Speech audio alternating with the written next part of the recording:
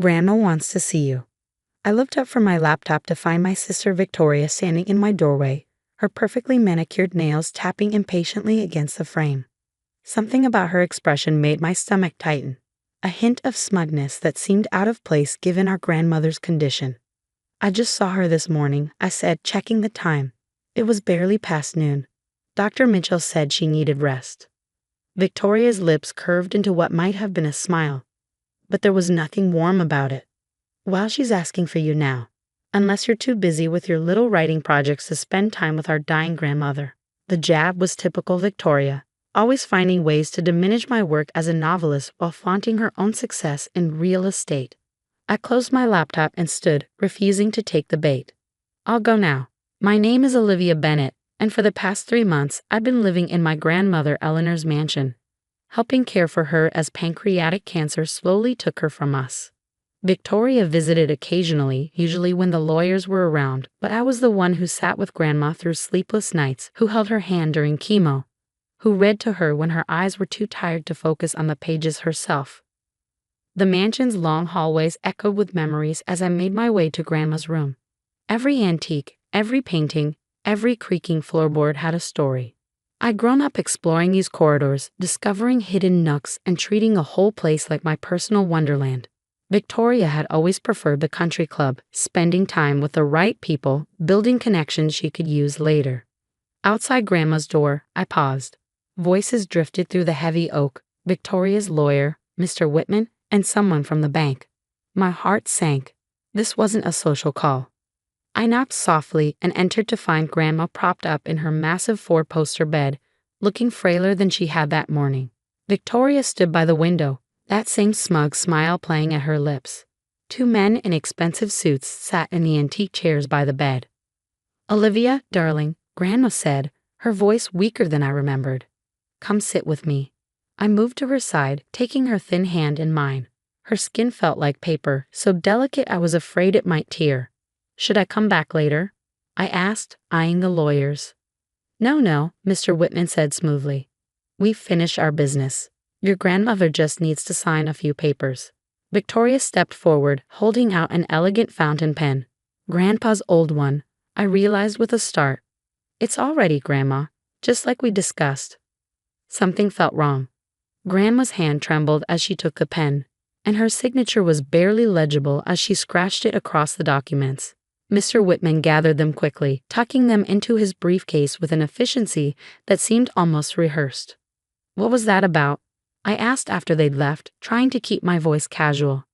"Just some updates to my will, dear," Grandma said, her eyes already drooping. Victoria's been so helpful, explaining all the legal terminology. She drifted off to sleep before finishing the sentence. I tucked the blankets around her, my mind racing. Victoria had never shown much interest in legal matters before, unless there was something in it for her. "She's just trying to make things easier," Victoria said from the doorway, as if reading my thoughts. "Unlike some people, I actually understand business matters." I turned to face her. "What did you do, Victoria?" She examined her perfect manicure, unbothered by my tone. "I helped Grandma make some sensible decisions about her estate. Someone had to, while you were busy playing nurse and working on your little stories." "They're not stories," I said, fighting to keep my voice down. "I'm a published author. My last book was nominated for—" Yes, some literary award nobody's heard of." She waved her hand dismissively. "Meanwhile, I've tripled my real estate portfolio this year alone. I know how to manage wealth, Olivia. How to make it grow. Grandma understands that." Before I could respond, Grandma stirred in her sleep, making a small sound of distress. I hurried back to her side, adjusting her pillows and checking her pain medication levels. By the time I looked up again, Victoria was gone. That night, unable to sleep, I wandered the mansion's dark halls. The place felt different after sunset, more mysterious, as if the antiques and artwork were trying to tell me something. I found myself in Grandma's library, a vast room lined with leather-bound books and family photographs. A picture on her desk caught my eye, me at my college graduation, standing between Grandma and Grandpa. His proud smile, Grandma's elegant pose, my own face beat me with possibility. Grandpa had passed away 2 years later, leaving Grandma to manage their considerable fortune alone. She'd done more than manage it. Eleanor Bennett was a force of nature, turning my grandfather's successful manufacturing business into a diverse empire of investments and real estate. Victoria liked to brag about her business acumen, but she learned everything she knew from Grandma. Movement in the hallway made me freeze.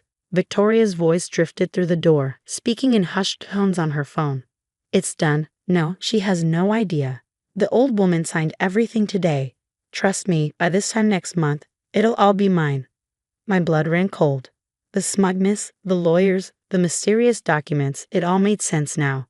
Victoria had somehow convinced Grandma to change her will, probably taking advantage of the confusion caused by her medication.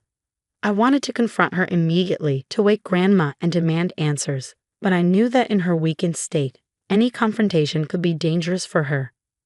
I needed to be smart about this to figure out exactly what Victoria had done before making my move.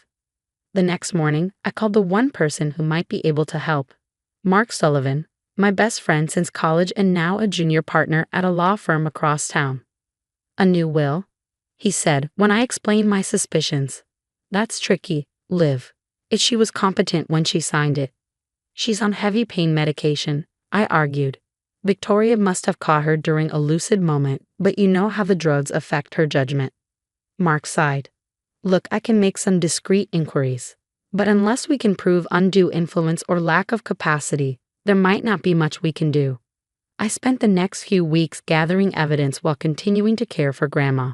Her decline accelerated, and soon she was sleeping most of the day. Victoria visited more frequently now, always with documents for Grandma to sign, always when she was most heavily medicated. I documented everything: dates, times, medications, who was present. I took photos of the pill bottles, noted Grandma's mental state, recorded conversations when I could, but it felt like trying to hold back the tide with a paper cup. One afternoon, I was helping Grandma sort through some old photographs when she suddenly gripped my hand with surprising strength. "The blue room," she whispered, her eyes intense. "Behind the painting of the lighthouse. Remember?" Before I could ask what she meant, Victoria swept in with another lawyer in tow. "Grandma, Mr. Patterson is here about those property transfers we discussed." I was ushered out of the room, Grandma's cryptic message echoing in my mind. The blue room had been her private study, a place where even Victoria and I weren't allowed to play as children. And the lighthouse painting, I remembered it hanging above an antique writing desk, one of Grandma's favorite pieces. That night, after everyone else had gone to bed, I slipped into the blue room. Moonlight filtered through the tall windows, casting strange shadows on the walls. The lighthouse painting hung exactly where I remembered, its pale beam seeming to wink at me in the darkness. I reached for the frame, my heart pounding. It swung away from the wall easily, revealing a small wall safe behind it. But without the combination, it was useless. I tried a few meaningful dates: Grandma's birthday, the day she married Grandpa, the year the company was founded. Nothing worked. A noise in the hallway sent me scrambling back to my room, the safe's contents remaining a mystery. The next day, Grandma took a turn for the worse. The hospice nurse increased her medication, and she drifted in and out of consciousness. Victoria practically moved into the mansion, bringing an endless parade of lawyers and bankers through Grandma's room. I kept trying to get a moment alone with Grandma to ask about the safe, but Victoria was always there, hovering, controlling access like a jealous guard dog. 2 weeks later, Grandma Eleanor Bennett passed away quietly in her sleep. I was holding her hand when it happened, reading to her from her favorite Jane Austen novel. Victoria was at a business lunch. The funeral was exactly the kind of elaborate affair Victoria loved. Hundreds of guests, expensive flowers, catered reception at the country club. I sat in the front row, numb with grief, while Victoria worked the crowd like a politician at a fundraiser. "Such a tragedy," I overheard her telling someone.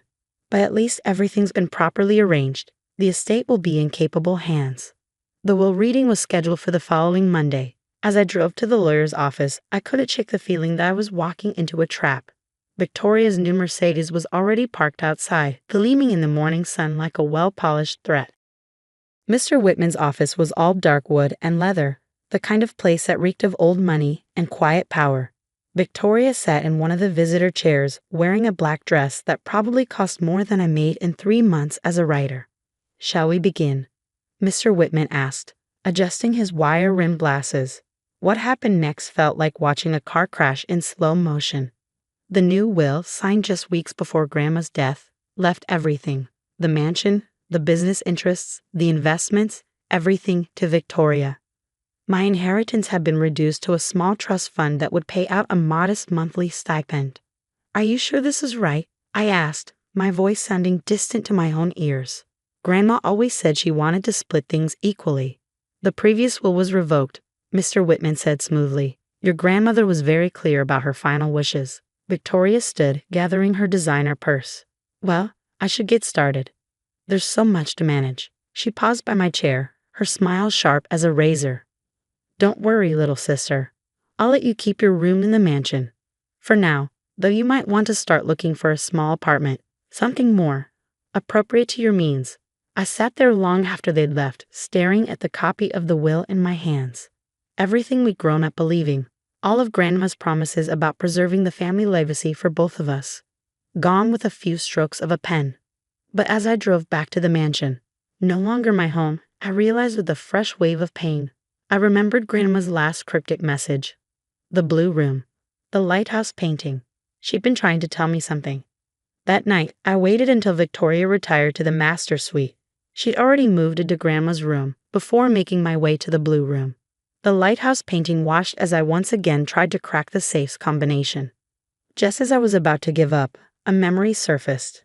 Grandma teaching me to play chess when I was 7, telling me that sometimes the best move isn't the most obvious one. On a hunch, I tried the chess notation for her favorite opening move, e4. The safe clicked open. Inside was a single envelope, my name written in Grandma's elegant handwriting. My hands shook as I opened it, and what I found inside would change everything.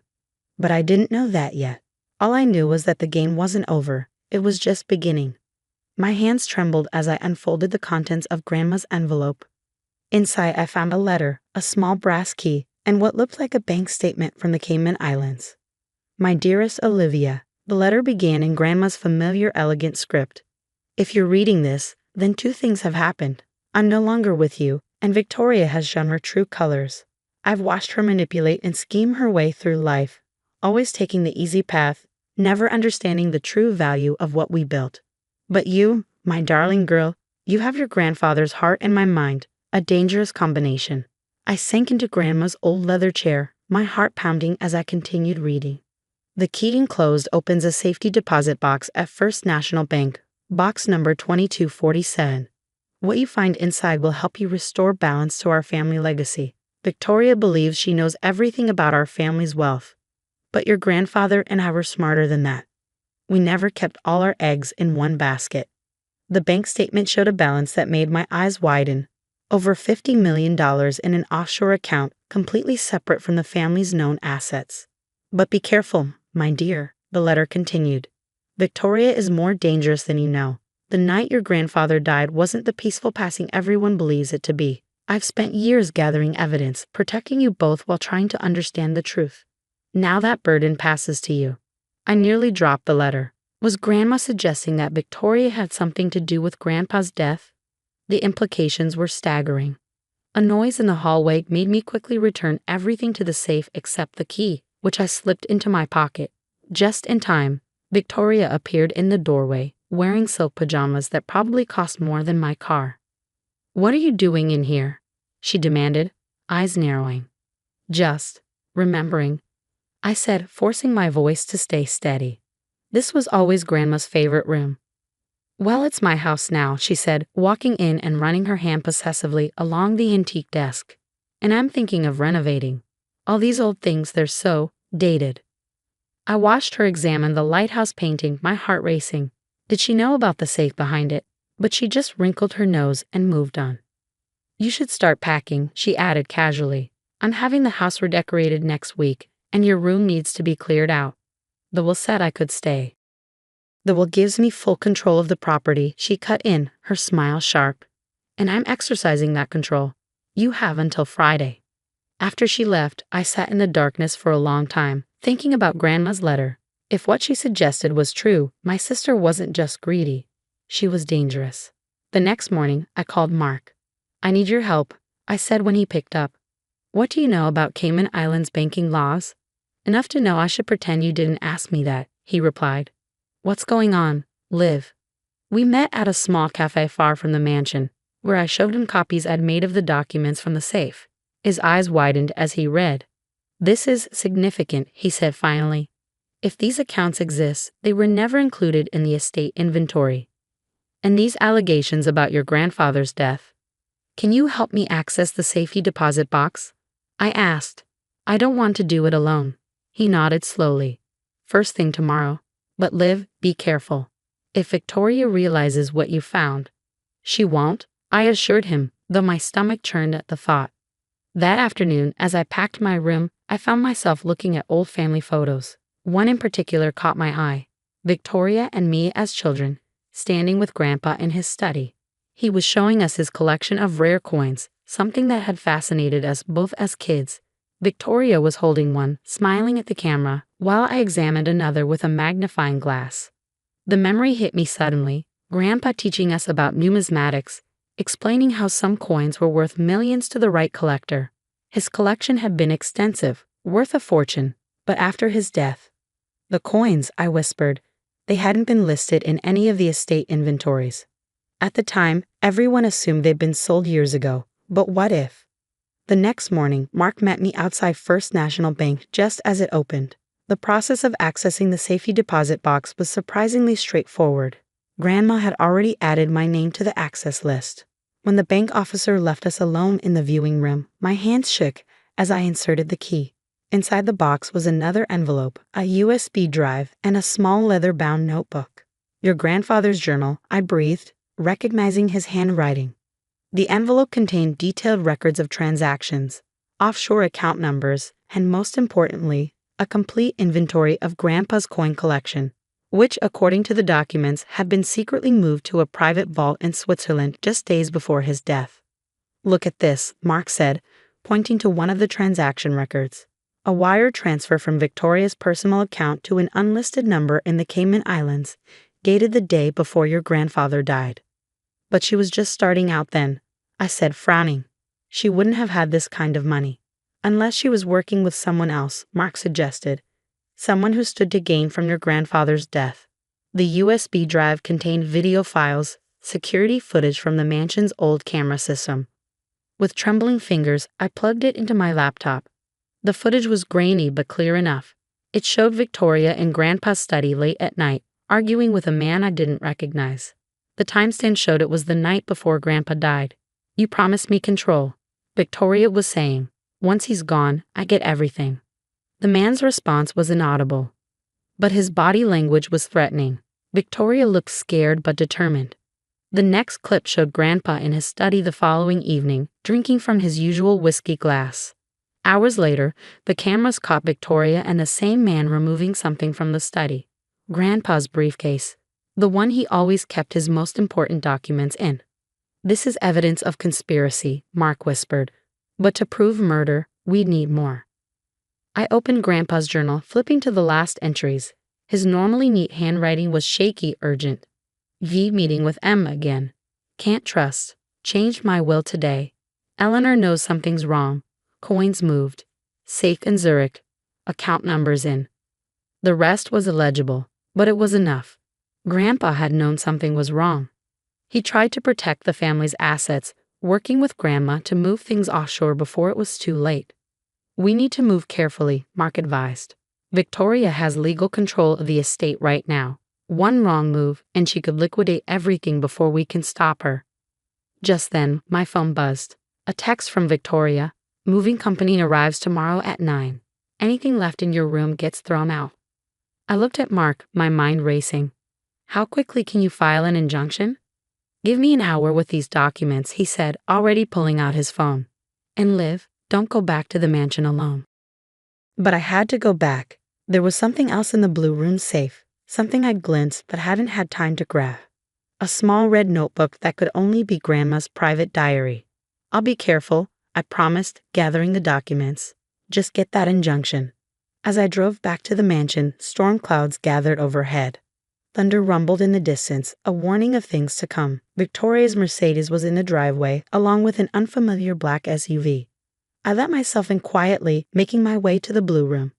But as I approached, I heard voices, Victoria and a man, arguing in heated whispers. She knows something, the man was saying. His voice was familiar, the same one from the security footage. The bank called. She accessed the box this morning. Impossible, Victoria snapped. She's nothing but a wannabe writer. She doesn't know anything about. I must have made a noise because they both suddenly fell silent, then footsteps headed toward the door. I turned to run, but I wasn't fast enough. Well, Victoria said from behind me, her voice cold as ice. It seems my little sister has been quite busy today. I spun around to face her and the man. Tall, expensively dressed, with cold eyes that assessed me like I was a bug to be squashed. Missing something? Victoria asked, holding up Grandma's red diary.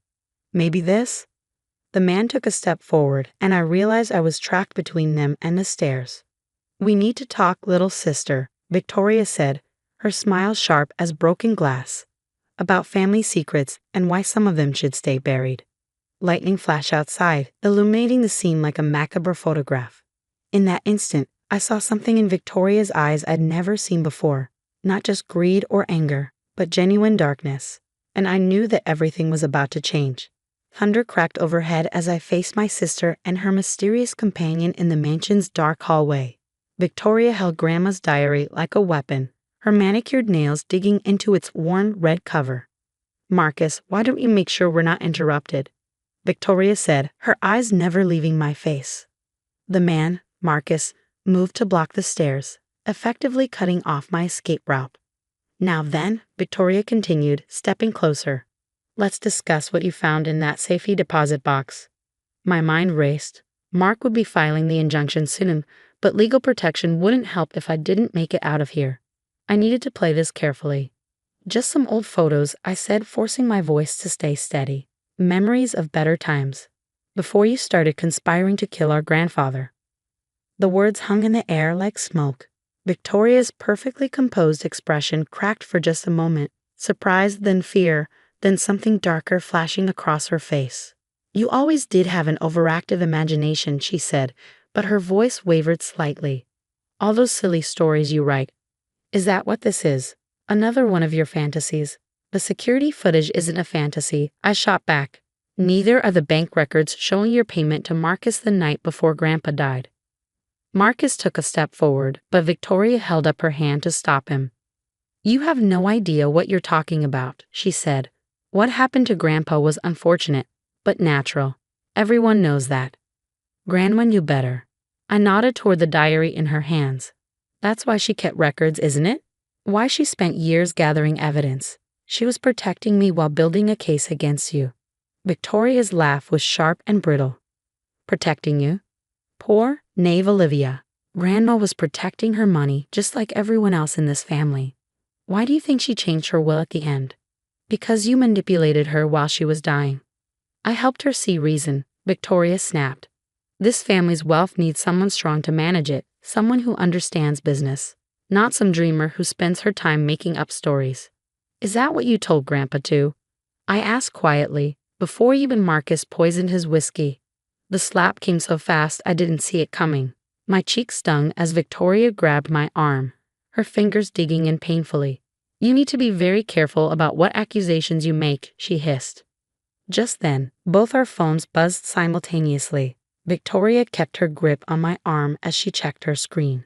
I watched her face pale as she read what I knew must be a notice of the injunction Mark had filed. What did you do? She demanded, shaking me. A calm settled over me, the kind of clarity that comes when you know you finally gained the upper hand. I did exactly what Grandma and Grandpa prepared me to do. I protected our family's true legacy. Marcus. Victoria's voice rose with panic. She's frozen our access to the estate. Call Harrison. Tell him to start liquidating everything now. That won't work, I said, unable to keep the satisfaction from my voice. The offshore accounts, the coin collection in Switzerland, none of it was ever part of the estate. Grandpa moved everything before he died, didn't he? That's why you were so angry that night. He'd outmaneuvered you. Victoria's grip loosened as realization dawned in her eyes. The coins. How did you? Grandma left me a key, but not just to the safety deposit box. She left me the key to everything. All the accounts, all the documentation, all the evidence against you. It's already in the hands of the authorities. The sound of cars pulling up outside made Victoria's head snap around. Red and blue lights flashed through the windows, illuminating the hallway in an eerie strobe. Police, a voice called from downstairs. Victoria Bennett, we have a warrant.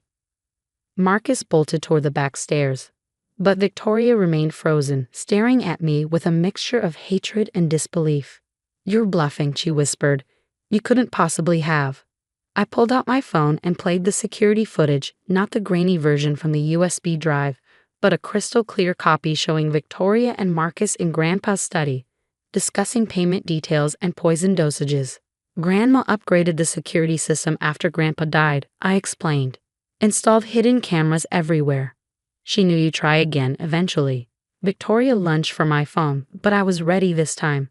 I stepped back, letting her momentum carry her past me. She stumbled, Grandma's diary flying from her hands. It hit the floor and split open, spilling photographs and documents across the hardwood. Footsteps thundered up the stairs as police officers swarmed the hallway. Victoria tried to run, but there was nowhere to go. I watched in silence as they handcuffed my sister, reading her rights as they led her away. One of the detectives stayed behind to take my statement. As I described discovering Grandma's letter and the evidence she'd gathered, I couldn't help but look through the scattered contents of her diary. Among the papers was a photograph I'd never seen before. Grandma and Grandpa on their wedding day, young and radiant with possibility. Your grandmother was a remarkable woman, the detective said, following my gaze.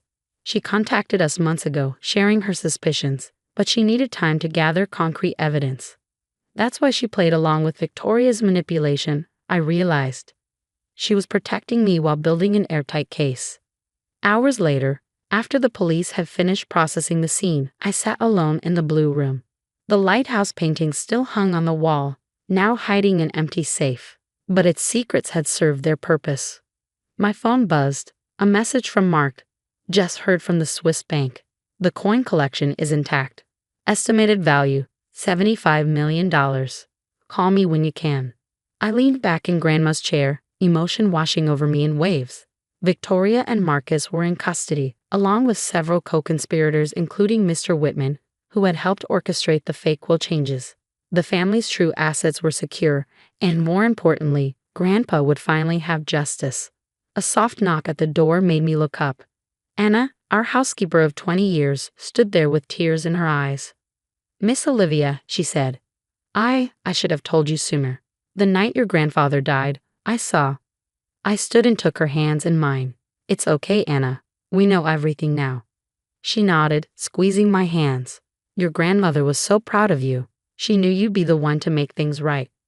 As if to emphasize her words, I noticed something carved into the arm of Grandma's chair. Tiny letters worn smooth by years of use.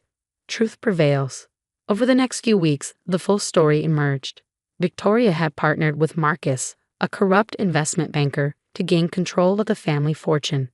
They'd started with Grandpa, thinking his death would leave everything vulnerable. But Grandpa had suspected something was wrong and had taken steps to protect his legacy. Grandma had carried on his work, carefully documenting Victoria's crimes while appearing to be a helpless victim. She'd known my sister would try to take advantage of her illness, and she used that assumption to lay a perfect trap. The investigation uncovered other victims, wealthy families whose fortunes had mysteriously disappeared after dealing with Marcus's investment firm. Victoria had been his inside connection to high society, helping him identify targets while building her own real estate empire on stolen money. I donated most of Grandpa's coin collection to museums, keeping just a few special pieces he'd shown me as a child.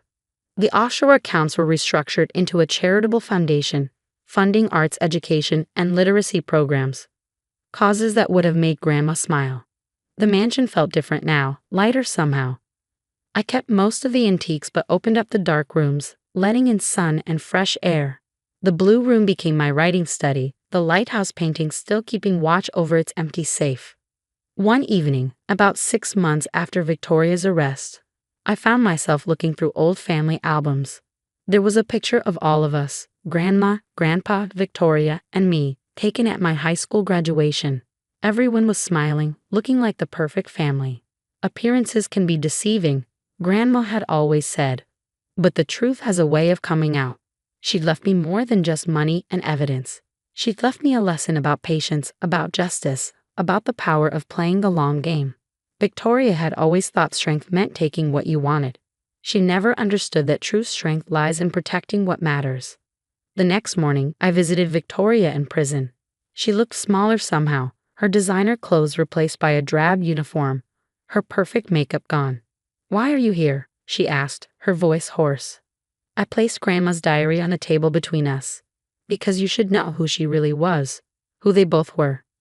Victoria stared at the diary, her hands twitching as if she wanted to grab it. "They never trusted me," she said bitterly, "always favored you."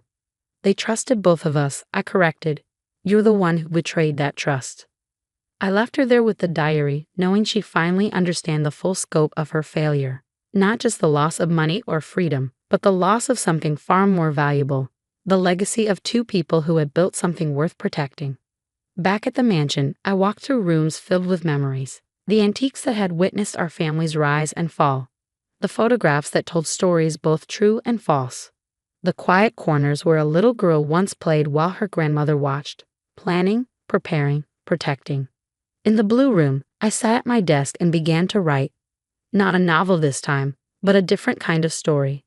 The true story of Eleanor Bennett, who had outmaneuvered her enemies from beyond the grave. Of William Bennett, who had sacrificed everything to protect his legacy. Of a sister consumed by greed, and another sister who found strength in truth.